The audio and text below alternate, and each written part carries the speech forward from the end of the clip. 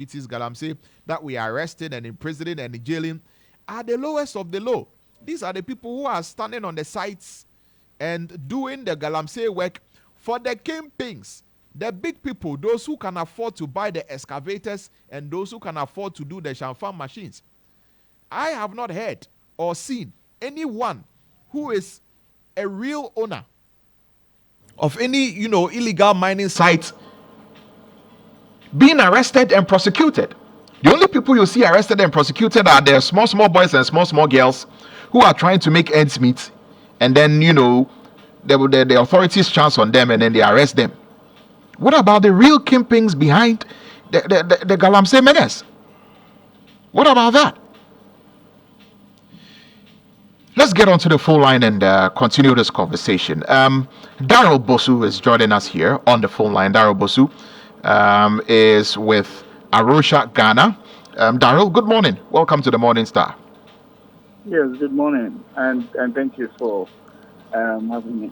Thank you very much for taking the time to speak to us this morning here on the show. From where you sit, and what your observation is, what is the current state of the Galamsey fight in this country? Well, I think we have all seen how far we've come with Galamsey since 2016 when these issues escalated. And I mean, going forward into 2017, 2018, we saw a commitment from a new government to really rid Ghana of this menace. Every attempt, as we all know, failed significantly. And I say failed because as we come to another election year, we have seen how government has practically neglected all actions to deal with it. So across the country, it's really dire, and we see the level of impunity escalate significantly. All our rivers being polluted, forest reserves under siege, communities, practically towns and settlements, are also now under siege. So if you ask me what's going on, I think it's a free for all now, and also because of the election, nobody's really committed. And I'm sorry to say that even the police, who are supposed to support communities to ensure compliance, they don't see anything wrong with illegal mining now. They are all just watching on. People report and nothing gets done. And then if you report, you rather become the enemy and all of that. So I think I think we can say that we have all failed to deal with Galamsey. And I'm not surprised that all our water bodies and also associated land degradation and pollution and the conflict associated with Galamsey is now escalating. Why are we not able to deal with the Galamsey problem? Because we seem earlier to have identified what the problem is. We had a president who announced that he's prepared to put his presidency on the line to deal with Galamsey. There was a halt on all small-scale mining operations because we are told that the activities had to be streamlined. There's a new mining act, that was passed for there to be more, stringent punishment put in place for illegal small-scale miners. Drones were procured. Operation Galam Stop. We're training people at UMAT to do responsible small-scale mining. All of these things, and it seems to be worse than it was. What happened?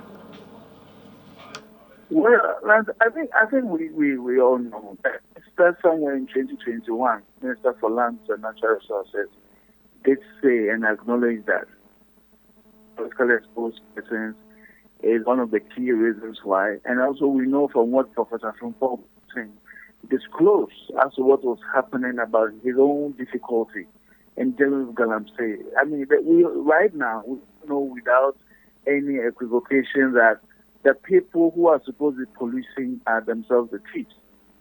So because of that, there is no way you can succeed in dealing with it.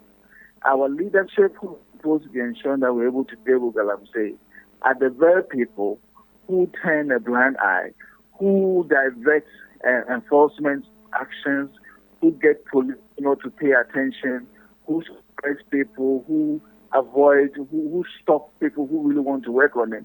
And when there is a need to provide community level support to really get rid of galamsey in their small communities, nobody comes to their aid. We have seen how the government itself has deployed police to quell dissent in communities who don't even want community mining. So the government, the leadership itself, is the one responsible for all the impunity that we are seeing. So with that, you don't really expect any result. You can put in all the money as we have done, you can buy all the logistics as we have done, for as long as the leadership itself is not committed, we're just wasting our time. And that's what we've been doing all of these years. So, I mean, it looks like it comes down to the political will to essentially effectively deal with the galamsey, which is just not there. Well, I think if you are talking about the results, our leaders, our politicians have become very smart in saying that for as long as they stick to their commitment, they have a political will, but we are not seeing the results. And for me, yes, it boils down to leadership. And it doesn't matter whether it's the NDC or the NPP. If the leadership is not committed, we'll be wasting our time. I mean, we've had this issue showing its ugly head somewhere in 2016. I remember 2016 in Sawam had serious water shortages because of some mining activities along the Dace River, so they had to shut down the system.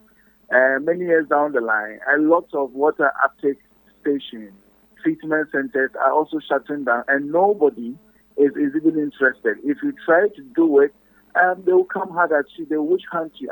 I've spoken with a lot of officers who have worked with Ghana Water Company Limited, who have spoken about these issues. And the next time, either they are being sanctioned or something, I mean, it's an internal matter. Why did you take it out? Is usually the narrative. But these are the experiences of officers on the ground. And we need to let the people know that the government doesn't care. And so I think that the leadership is really responsible for making sure something happens or not. And so far, we have shown that they are completely disinterested in the complaints of galamsey. They no longer want to even talk about it or deal with it. All that they care about is making sure that they secure another re-election. At the moment, nothing else matters to them than a re-election. So whatever they will do, they will do. If you go to some of the remote communities, you'll be surprised. The youth are in the field, and all the motivation and assurance they have is that if a particular government comes, we are going to keep mining, so we are going to vote for that particular government. And that's very sad. If all we think about is mining, then it's unfortunate. We are forgetting that the gold will finish, and when the gold is finished, what are we going to do? So it's very sad that a state puts all its eggs in one particular basket of gold mining, not thinking about all the other needs of water, land for food, and other well-being that we need the land for. I think we've reached a point where we are refusing to think about the future. So I mean, after doing all of these things, and we've not essentially not gone anywhere, with the galamsey fight, and it looks as though those who are supposed to be very vociferous about the fight, leading the fight, dealing with it, seem to lack the political will to do so. I mean, on both sides. Do we throw our hands up in despair? I'm not going to talk about both sides. There's no both sides. We have only one government, one leadership, and that leadership needs to be responsible now for what we are faced with. I'm not looking at anyone before or both sides. It's only one government we have. And for them not to be doing their job, they should take full responsibility. You go to communities, you see community people, see their water polluted, and they are really concerned. You see communities under siege from illegal miners, they go and report to the police, and you see nothing being done. I mean, there was a recent case in Port Tracy in the Eastern region close to Chile, where community people were practically fighting an illegal miner. And the police rather came and they were not even providing them the support that they needed. It dragged on and on and on until a lot of media interest came in before the miners decided that, wait, this is getting too public, too sensitive. So they hide behind the censorship of what is happening and intimidating community people. And sometimes you find some of our chiefs even involved in that, intimidating community people and not allowing them to talk about what is happening. So I think it boils down to the leadership. And the leadership should take responsibility. They are the ones who have all the state resources at their disposal. They control the police, they control logistics, they control everything. They should take responsibility and not blame anybody for it. And I think if you're expecting somebody who doesn't have the power to be blamed for what is happening, then it means that we ourselves as leaders or people in power, we don't know what we're about. I mean, do we throw our hands up in the air at this point? Because it doesn't look like anything at all is being done. No, Nothing at all. cannot. Nothing at all is No, being no, we done about cannot throw the our hands up Galamsey in fights. the We are air. just The there, thing is that, and even with yeah, I understand. what we are seeing now, that the Galamsey is being done with impunity. We are not hearing any government official or anybody. I mean, beginning to take some serious concrete steps. Nothing from the Ministry for Lands, nothing from the Ministry of No, the I don't Environment. think we should Nothing expect is anything from happening. them. Let's not expect anything from them because they won't deliver. They'll just come and sugarcoat things, say, and just divert our attention. The thing is that the citizens themselves must take up this fight and own it. We cannot throw our hands up in despair because if we do, we are going to be worse off. The politicians are going to amass all the wealth there is, leave this country, live affluently elsewhere, whilst we are going to wait in poverty and in sickness and in disease if we throw our hands up without taking action. I think that each community, each citizen should rather stay vigilant and protect because after all, the Constitution gives us that responsibility to care for the environment. So I think that we cannot sit idle and watch the politicians destroy our future. We need to take up these issues and supporting each other we can do it. And I think that the media can also play a big role by trying to get around the censorship some of these miners are able to intimidate communities with, and some of our traditional authorities also are doing in some very remote communities.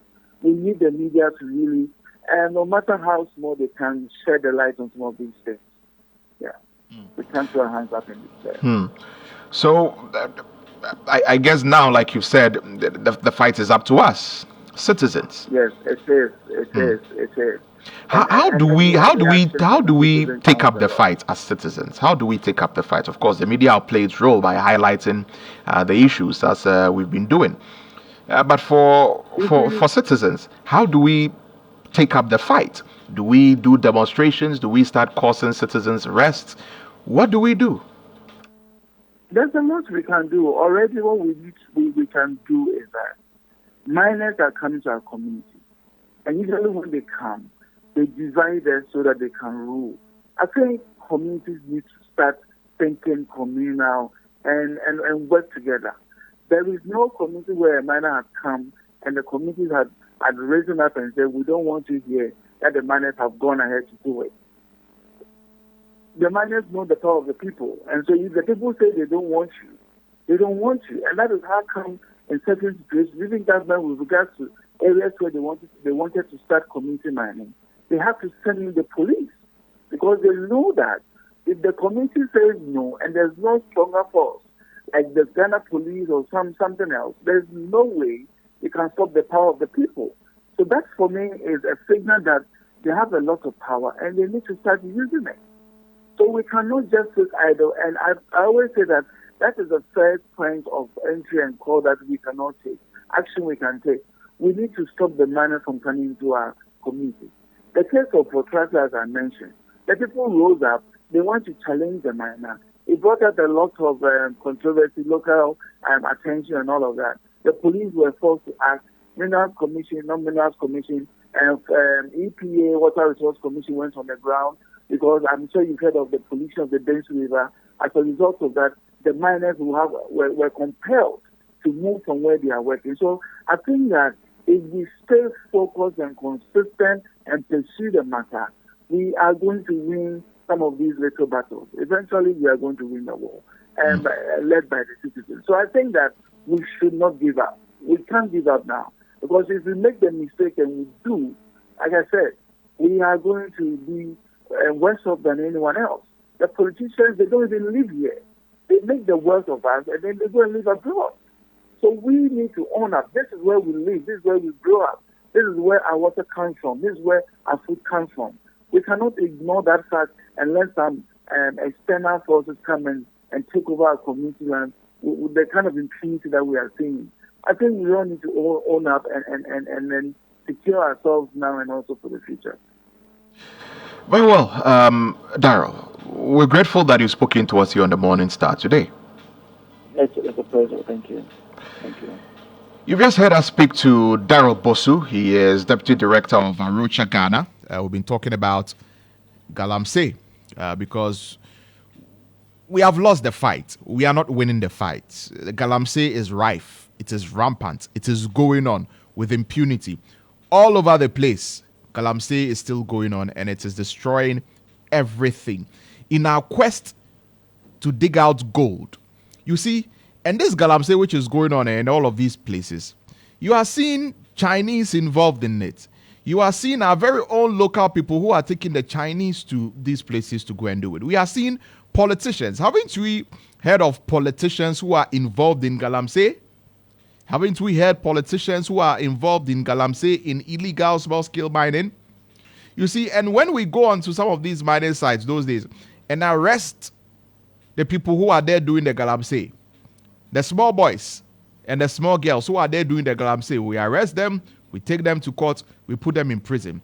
But the people who are sponsoring these small boys and small girls to do the Galamsey, we are not touching any of them. Those who are buying the excavators and the heavy earth moving equipment to do the Galamsey. I have not heard of any Galamsey kingpin, any big man or big woman behind Galamsey who has been jailed. I mean, I stand corrected. Correct me if I'm wrong. If you know of any such thing that has happened, feel free to call and tell me about it. But I personally have not heard about it. You know? So we've been trying to deal with this Galamsey issue for the longest time. All these years, all the money that has been spent, all the investments of the drones and, the training of the people and the realignment of streamlining things. We've done all these things. Yet this is where we are. Zero. Zilch. Let's get back to the phone line. Engineer Dr. Kenneth Ashigbe is joining us on the phone line. Dr. Ashigbe has been one of the people who has been at the forefront of this Galamsey fight. Convener of the media coalition against Galamsey. Dr. Ashigbe, good morning. Welcome to the Morning Star. Well, I'm sure it's the morning, but I'm not too sure there's any good thing good about the morning. A country where you poison your own self, a country where you deny yourself water, a country where, based on your own activities, a student who is supposed to be in his final year, going to write his final exam currently is in a morgue because he was trying to save somebody in a Galamsey pit and fall into it. A country where the deformation of your newborns, the stillbirths you are getting, renal diseases are on the increase. And then we are sitting here and doing nothing about it. There can be nothing good about the morning. Are you sure we really have drones, up in the air doing anything? The interesting thing, what the Galamseyers have started. Well, we're told that some drones have been procured. Well, I'm just telling you that the drones currently, the Galamseyers, they become so sophisticated that they jam the drones. The frequencies at which you communicate with your drone, they jam it. So your drone cannot even go. You will lose connectivity with your drone. So it will come back to you. And so that is how bad our situation is. So the situation is really, really dire. Where you've gotten Ghana Water, a state entity coming out with a crisis cry like that. And up to now, we have not seen really officialdom respond to it. And you see, we are in the same country.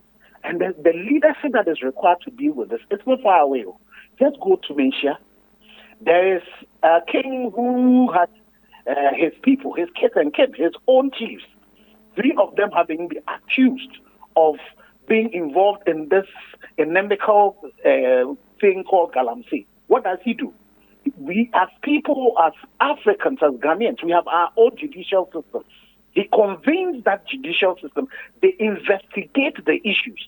He sits at the head of Assanteman Council, adjudicates on the case, pronounces and finds these people guilty and punishes them. But look at the other side of things.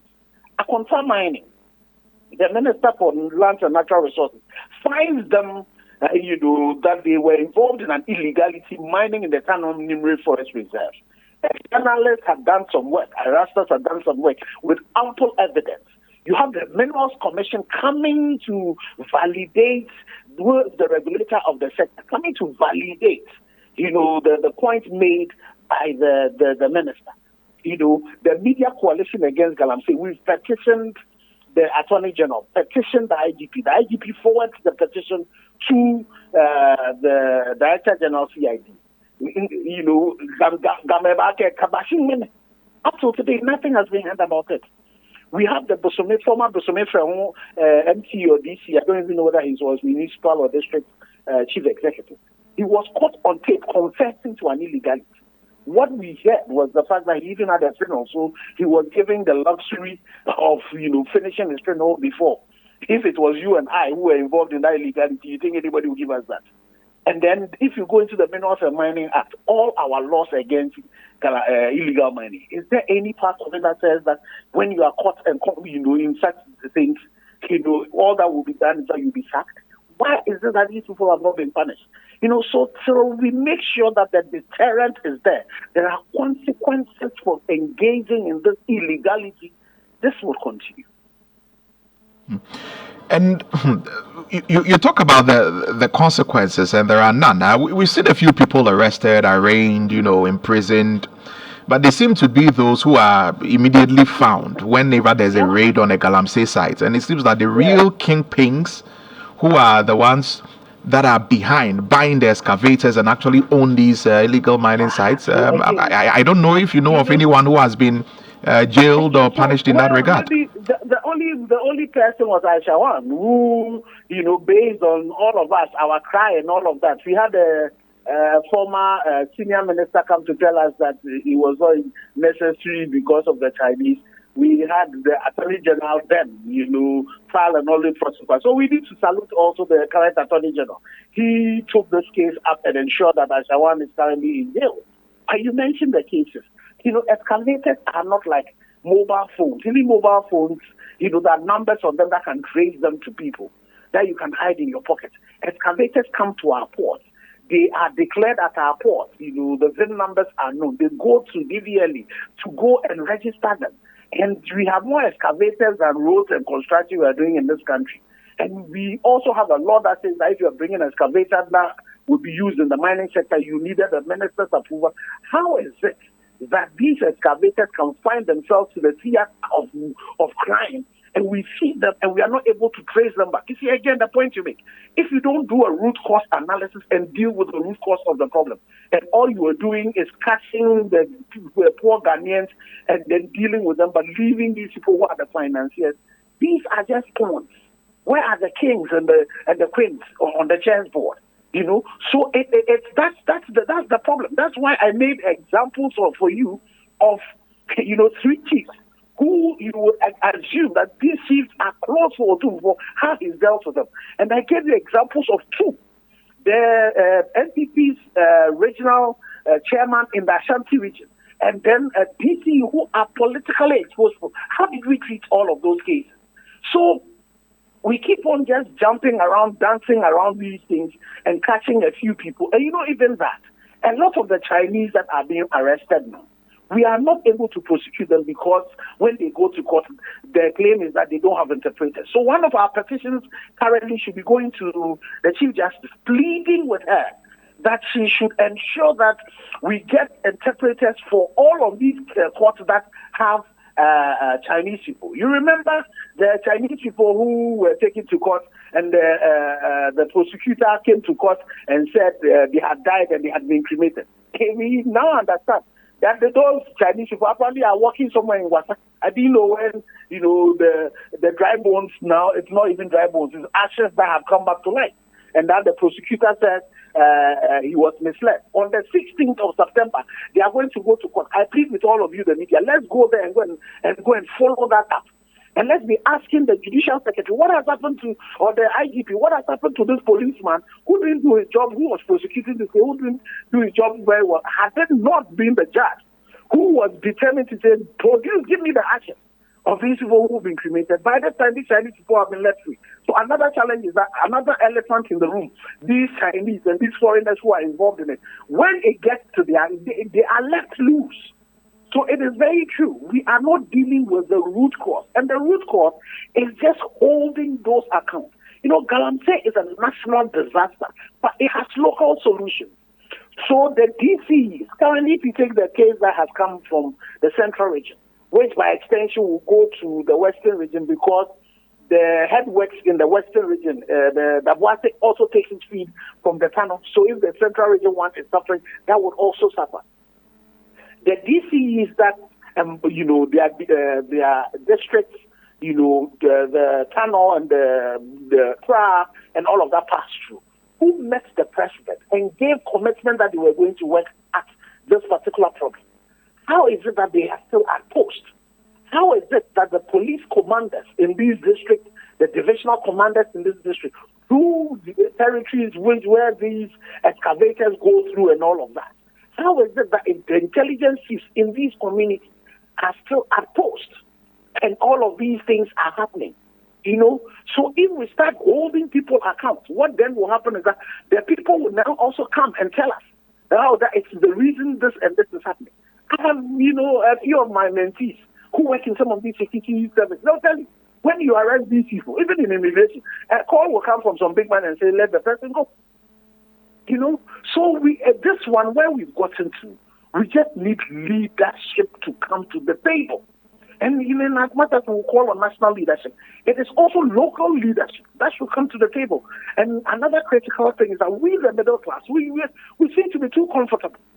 And we are not talking. I am happy that you, the media, again, you are starting this. The Media Coalition, we're going to have a meeting again tomorrow evening so that we need to re-strategize. Because, you see, as media, you are the last frontier. If you don't take this battle up and start fighting it, we need to deepen our investigative, arsenals to make sure we can get the names of those who are actually involved in it and deal with them. But we can't continue fighting with the tools we've been fighting with. The time has come for lawyers in this country who are dedicated to this cause. We will be coming back to them to say, you need to support us to take action against people who have to do their work and they are not doing it. The modus of fighting this has to change because we currently are at a very precarious part as a country, And you said the Chinese, I heard there's a recent audio I'm hearing of a Chinese man who says, but they're the Chinese, they don't know anywhere. And we've had a former Chinese, I don't know whether he's former or still here, Chinese ambassador say, Ghana, you have the same goals as South Africa. Why is not South Africa is not being destroyed? And the Chinese people, they don't come, they don't know anywhere, we bring them in. So, and as much as we need to hold these foreigners accountable, we need to hold our own people. And it's not only the Chinese. So you have people coming in from other parts of even West Africa, coming in and coming to cause this damage. How is it that a young woman goes to, nature's call in Konongo, and then, his whole house came in, and she died. And it's in Ghana, it's as if the blood of a Ghanaian is not big enough. In some countries, even losing one life would result in a change, a drastic change. But unfortunately here, we have cut our tongues and we think we are at some dinner table with some grill and we are enjoying, forgetting that it's our very existence. We have an Esau mentality where we are selling our very, birthright for broth. We have these Chinese people who have now started producing cocoa. And you look at the level at which our cocoa trees are going. Look at the volumes that we are producing for cocoa. And we're sitting and nobody is angry, nobody is afraid, and nobody is doing anything at it. We are in a crisis situation. And the way we should deal with it, that's not what I'm seeing that all of us are doing. And I blame us too as well, in as much as we call leadership to account. I blame also us because we're sitting, and we're too comfortable. The Constitution says sovereignty belongs to us. And so by this time, we need to be a lot more angrier than we are and say something has to be done. Should it take protests, perhaps, pouring out onto the streets, demanding very vociferously that accountability from those who are supposed to deal with it. I mean, the chiefs who are involved in it, I mean, Asante, like you mentioned, has distilled some chiefs. The chiefs who are involved in it, the DCUs who are involved in it, the politicians who are involved in it. That we don't. I mean, should it take that? Oh, definitely. See, the models have to change. So and so you have the examples of a journalist at the PK who has licensed firearms, who then would now say that enough is enough, and we're going to go into and go and do a citizen's arrest, which is permitted by law. And let's send some warning to all of those people who want to go after Aketiche. He has licenses for the weapons they used, and definitely our constitution empowers us, to be able to do citizens arrest. And so we are sitting quietly and looking. Anybody who thinks they will come after him, we would also come after you. And so, yes, I agree that the modus of working at this, protest is one of the tools that we have. The media coming back again and getting to the point where now if one of you goes to do a story somewhere, everybody takes it and we're doing it. It's also one of the means. Rallying our people together, rallying our teams, rallying, social, CSOs, everybody is saying that this thing has to stop. We should not wait. Because, as I said, the former President Mahama and the Vice President Baumia, they will not even have their country to rule if we are going to wait till they come before they come and implement what has to be. It has to be done. We need to start saving it. You have in Central Region, they are producing only a quarter of the water that the people need. Very soon, if you are not careful, the students will be brought back home. So the time has come. We need to change the way we do our things, and we need to galvanize people. And again, as I said, you the journalist, the Constitution gives you the power to hold leadership account. So you need to start mobilizing and finding ways in which we will get the attention of all the people who have to act. And as we do that, I recently also saw a picture of one of our traditional priests, calling out. I don't know who the person who he was calling out, that whatever money it is that he's gotten out of the illegality, he was standing in a very damaged, destroyed place close to people's house, that he was going to use the money he's got, the illegal wealth he's got, he's going to use it to treat himself. I think we've gotten to the place where all of us, whatever religion we believe in, when we go on our knees, we should tell God that the earth is his footstool. And there are people who are destroying it at the peril of the people he's created in his own image and likeness. So as we, as citizens, as people created in his image and likeness, start fighting, he should support us with spiritual fire to deal with everybody. Either they are in positions that they should be dealing with this issue and they are not dealing with it, or they are themselves complicit. He should deal with them. May they not benefit from destroying his footstool. But we as people, we are not going to just depend on God to act. We as people also have to act. And the one that we cannot do, God will support us for that. Before I let you go, Dr. Ashibi, the president, Nana Akufo-Addo, put his presidency on the line. He announced it. He said he didn't care if he lost the presidency, and he fought Galamsey and fought it effectively. This is where we are. He is still the president of the country, and we have not won the Galamsey fight after spending all kinds of money or throwing all kinds of money at it. What would be your message to him or your call to him? Well, I would just say to him that he should go back and look at his own record. When the president put his presidency on the line and started the fight, there were a lot of the battles that we won. The thing that started flipping it is when we're getting close to the election. And we saw people in the opposition themselves, coming at them, and they themselves also then turning coats. And now in those elections, it's been left for all. So I would urge the president that when he himself has a record of when he decided that he was going to fight this, he should go back to that particular mode. He should start holding his people accountable and realizing that The next generation is more important than the next election. Fortunately for us, he is not going to run again for the next election. So we need him to go back into that mode, a mode that is akin to what the 2-4 is doing currently, and start holding his people accountable. And as I say that, yes, again, I'm repeating myself, that Galamsey is a national problem, but it has local solutions. As we hold the president accountable, we need to scale that down to the regional ministers, to the DCs, because you see, they have executive power holding it on behalf of the president. And then even the MPs in these communities as well. What has happened to that parliamentary candidate who went promising that people should attack, the forces who are fighting it? What has happened to them?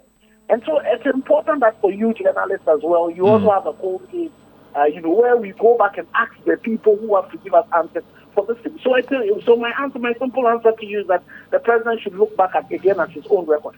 The time when he decided that he put his presidency on the line, things started working. If you go back, let me give you one thing that you should look. Just go and look at the turbidity of water. The numbers declined, not the 14,000 that we're measuring currently in the tunnel. Right. So he should just go back to that particular mood.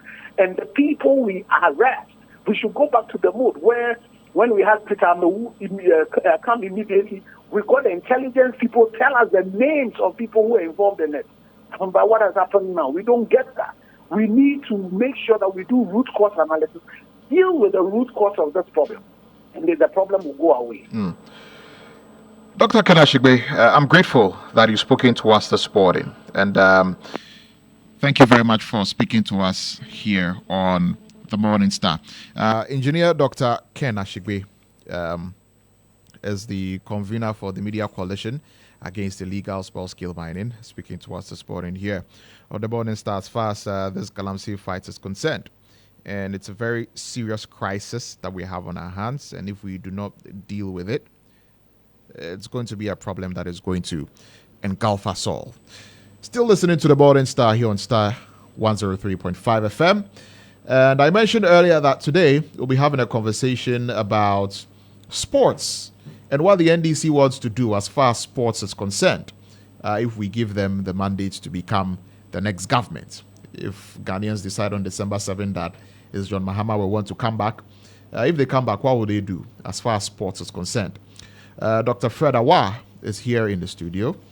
He's the NDC spokesperson, or should I say manifesto spokesperson for sports, who is seated right across from me in the studio this morning. Doc, good morning. Good morning. How are you doing? Very well. Good to know, and it's great to have you here in the studio. Thank you so much for having the yes, NDC here. And thank you also for joining us here in the studio. We'll get into our conversation right away. And what does, of course, we know some of the things that the MPP say they will do as far as sports is concerned. For example, giving out buses to teams in the local league, talking about what they'll do with regard to stadia, talking about paying players, and all of that. What is the NDC's response? Well, thank you so much. Before I get into what the NDC has for Ghanaians, let me first of all wish the Black Stars a speedy recovery from the accident. The coaches of the Black Stars. Absolutely, and also to wish them luck